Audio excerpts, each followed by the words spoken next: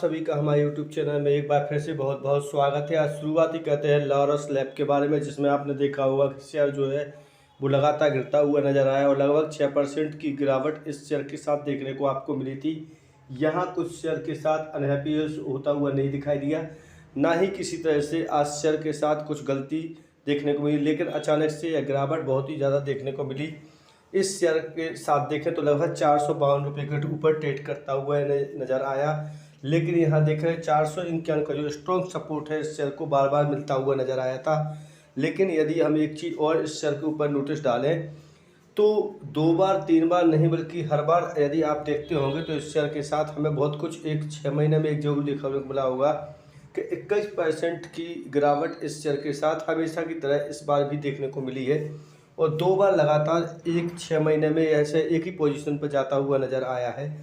लेकिन अगर हम बात करते हैं इस शेयर के आगे के पोजीशन की स्थिति में तो निश्चित तौर पे यह शेयर एक टाइम पर बहुत ही ऊपर लेवल पे भी 2 बार एक ही टाइम पर जाता हुआ नज़र आया है। जब गिरावट होती है तो यह शेयर वापस उसी रिकवरी को जाता है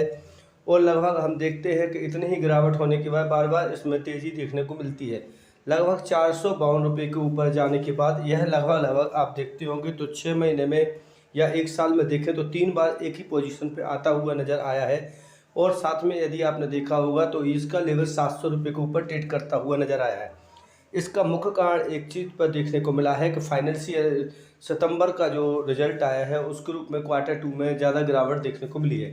EPS में झटका लगता हुआ दिखाई दिया है, जिसके कारण यह शेयर लगातार नीचे की ओर ट्रेड करता हुआ नजर आया है। जहाँ तक की बात करते हैं रेवेन्यू, नेट इनकम और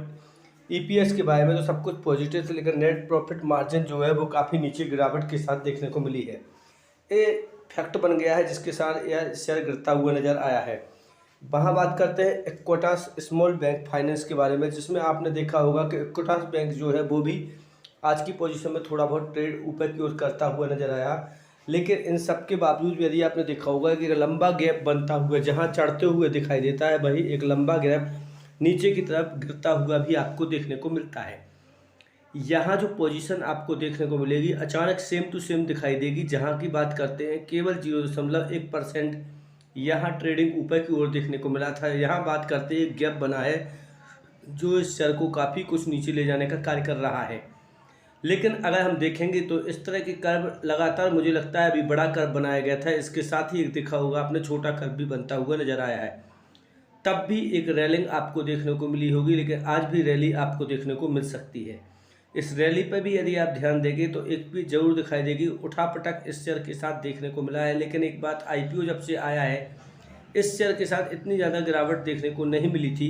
जितनी ज़्यादा रिकवरी इस शेयर के साथ देखने को मिली। यहाँ तक कि सभी बात करते हैं कि जो Q2 का जो रिजल्ट आया वो काफ़ी धांसू आया हुआ है और सबके बावजूद भी एक चीज़ जरूर दिखाई दे, सब कुछ पॉजिटिव होते हुए भी इसमें इतनी ज़्यादा तेज़ी देखने को नहीं मिली है। यहाँ शेड्यूल की बात करते हैं तो 1 नवंबर को बताया गया है और 1 नवंबर के दिन इसकी शेड्यूल मीटिंग होने वाली है, जिससे Q2 का जो रिजल्ट आएगा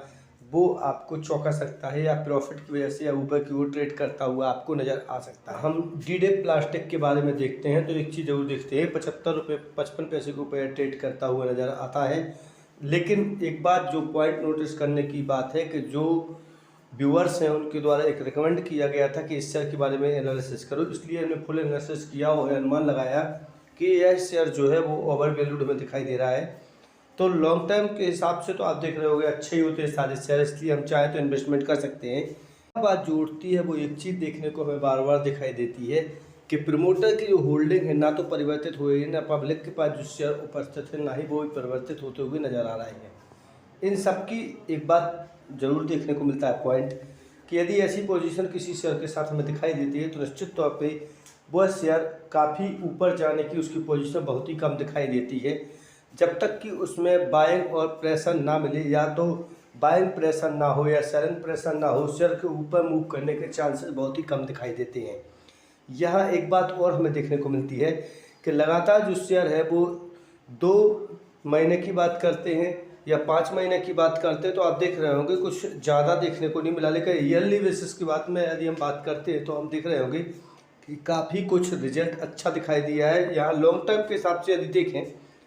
तो लगातार ऐसा है ऊपर की ओर ट्रेड करता हुआ आपको नज़र आया है। इससे यह तो तय है कि एक बात जरूर है कि यदि लॉन्ग टर्म के व्यू से यदि आप इस शेयर को खरीद के रखते हैं तो निश्चित तौर पे आपको यह अच्छा खासा मुनाफा अभी भी बना के दे सकता है। और हो सकता है कि 300 या 500% की जो तेज़ी है इस शेयर के साथ फिर से हमें देखने को मिल जाए। लेकिन एक बात ज़रूर है कि यदि आप शॉर्ट टर्म के हिसाब से ले रखा है तो यह काफ़ी प्रॉफिट बना के नहीं दे सकता, या कह सकते हैं कि बिल्कुल भी प्रॉफिट बना के नहीं देगा। एक बात और हमें जो देखने को बार बार मिलती है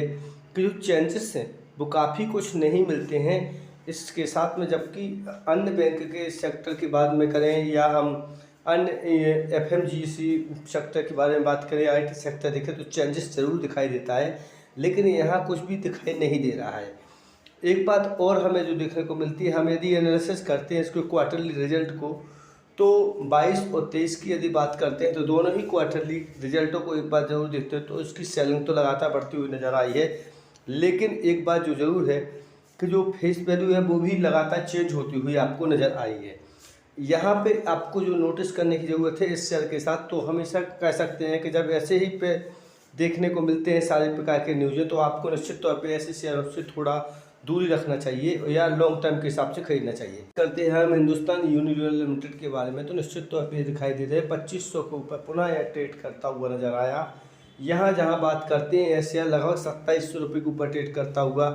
आपको एक बार नज़र आया था, जो इस ब्रेकअप के बाद आप देख रहे होंगे लगातार नीचे की ओर ट्रेड करता हुआ नज़र आया है। यहाँ ज़रूर एक बात नोटिस करने की ज़रूरत है कि न्यूज़ जो है वो केवल Q2 के रिजल्ट के बाद ही अपडेट हुई है, और Q2 का जो रिजल्ट हुआ है आउट हुआ है उसके कारण हमने देखा है कि लगातार देखें पाम जो ऑयल है उसकी डिमांड ज़्यादा बढ़ जाने के कारण आपने देखा होगा कि प्रेशर जो देखने को हिंदुस्तान लीवर के ऊपर देखने को मिला होगा। यदि हिंदुस्तान यूनिलीवर के ऊपर आपने प्रेशर देखा होगा तो आपने ज़रूर एक चीज़ नोटिस की होगी कि जहाँ शेयर 5.5% बहुत ज़्यादा देते लाखों में देते हैं, वहाँ इसका रिटर्न केवल 1400% के ऊपर दिखाई दे रहा है। इससे एक बात जो यहाँ नोटिस करने की ज़रूर है इस लॉन्ग पूरे चार्ट के ऊपर कि जो यह है वो धीमी गति के साथ चलता हुआ है शेयर ज़रूर आपको नज़र आएगा। यहाँ बात उठती है Q2 के रिजल्ट के बाद कि क्या हमें इसे होल्ड करना चाहिए या सेल करना चाहिए या बाय कर लेना चाहिए। तो हम इसके बारे में एक बात ज़रूर परामर्श देना चाहेंगे। यहाँ ICICI डायरेक्ट का नज़रिया दिया गया है जिसमें उसने बताया है कि इस शेयर के ऊपर यदि हम नोटिस करें तो लॉन्ग टर्म के हिसाब से तो आपको उसे होल्ड ही करके रखना चाहिए यदि आपको टारगेट है कि हम लॉन्ग टर्म के लिए रखें। लेकिन यदि शॉर्ट टर्म के हिसाब से आप शेयर में इन्वेस्टमेंट करके रखें तो निश्चित तौर पर यह आपको और नीचे जाता हुआ नज़र आ सकता है। यहाँ पर जो नोटिस करने की ज़रूरत है कि ऐसे शेयर जो होते हैं वो बहुत ही ऊपर किस्म के ऊपर जाते हुए इसका टारगेट प्राइस जो दिया गया है वो 3160 रुपये का दिया गया है,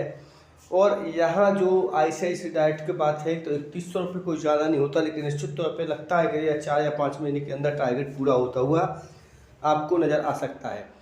लेकिन जो मार्जिन है वो रिकवरी वो बहुत धीमी गति के साथ होती है, इसलिए निश्चित तौर पे आपको इसमें सोच समझ के और लॉन्ग टर्म के हिसाब से आपको इसमें इन्वेस्टमेंट करना चाहिए।